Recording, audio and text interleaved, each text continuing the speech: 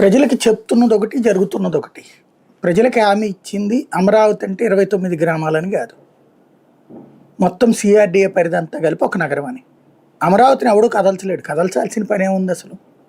అసలు అమరావతిని ఎవరైనా కదిలించారా? అమరావతి అట్లాగే ఉంది అక్కడ. కొత్త అమరావతి ఎక్కడా అన్నటువంటిది ఇప్పటికీ తేల్చట్లేదు. ఊరు అంటే ఊరు డిసైడ్ కాని నగరాన్ని ఇప్పుడు రాజధాని అని ప్రకటించారు. అది వింత ఇక్కడ. ఇప్పుడు రెవెన్యూ రికార్డుల ప్రకారం ఉన్నటువంటి అమరావతి ఏది?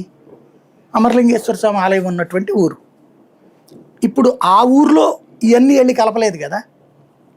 ఇప్పుడున్న 29 గ్రామాలే అమరావతి అంటే దానికి ఒక నోటిఫై చేయాలి కదా.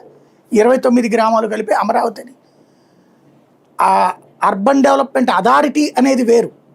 హెచ్ఎండిఏలో హైదరాబాద్ ఉంటుంది కానీ హైదరాబాద్లో హెచ్ఎండిఏ ఉండదు. కూడా ఇది కడప అర్బన్ డెవలప్మెంట్ అథారిటీ, దాంట్లో కడప ఉంటుంది కానీ కడపలో కూడా ఉండదు. అట్లాగే సిఆర్డిఏలో అమరావతి ఉంటుంది కానీ అమరావతిలో సిఆర్డిఏ ఉండదు. ఇది గుర్తుపెట్టుకోవాల్సింది. ఇప్పుడు అమరావతి నగరం ఎక్కడా? ఇది ప్రధానమైనటువంటి చర్చ జరగాల్సింది. కానీ మనం ఇక్కడ ప్రజల్ని తప్పుదో పట్టించేటటువంటి చర్చలోనే నడుస్తున్నాం. అమరావతి ఉండాలి, అమరావతికి చట్టబద్ధత రావాలి అంటే చట్టంలో రాయడం కాదు, ఆ రాసిన చట్టం ఇక్కడ గ్రౌండ్లో ఉండాలి.